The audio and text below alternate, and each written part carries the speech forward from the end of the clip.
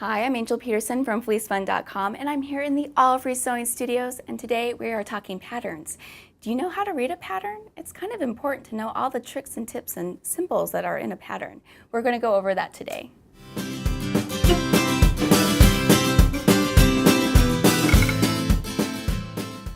Alright, so it doesn't matter if it's a digital or traditional pattern, you're going to have to deal with the same things.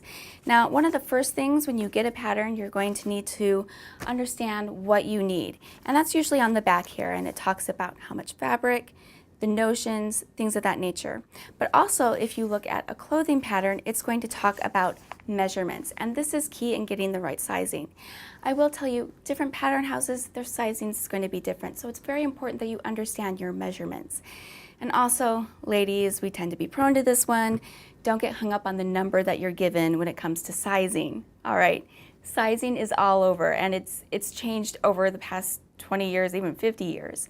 So it's better to get a garment that fits your measurements correctly. Besides, when you're done sewing, there isn't going to be a number in the collar on the label, right?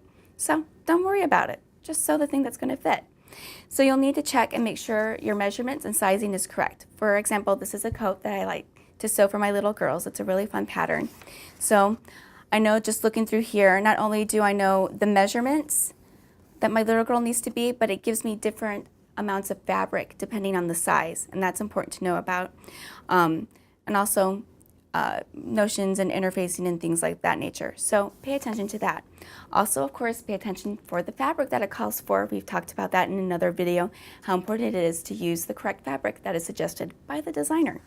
All right, so that's just the exterior. Now we're going to get onto the interior of the pattern. So whether it's digital or traditional, you're going to have a set of instructions. And I can't tell you how important it is that this is the thing that you read first. Before you do anything else, you're going to read all the instructions first. Now, a few things on the instructions that are key is that it kind of gives you an idea of its terminology and what it refers to things. So you'll have some basic concepts here like right sides together, selvage, those kind of things. But you've already watched our training videos on that, so you know what those are.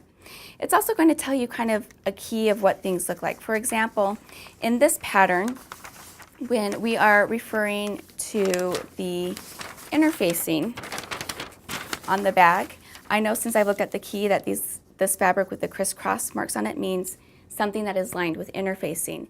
It's important that you understand this and have a basic idea of the key that's kind of given to you in the pattern, and it does vary between pattern houses of how they like to talk and what their symbols mean.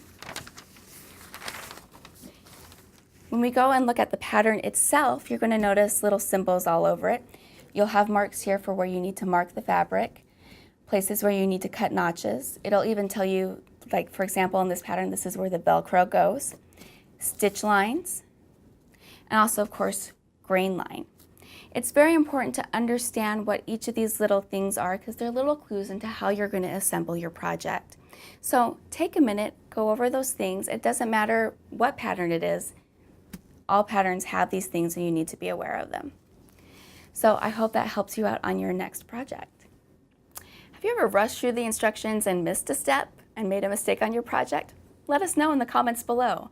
Also, a thumbs up for our hard work here is always appreciated. Be sure to hit that subscribe button so you don't miss any of the videos, and can't wait to show you one of my favorite things.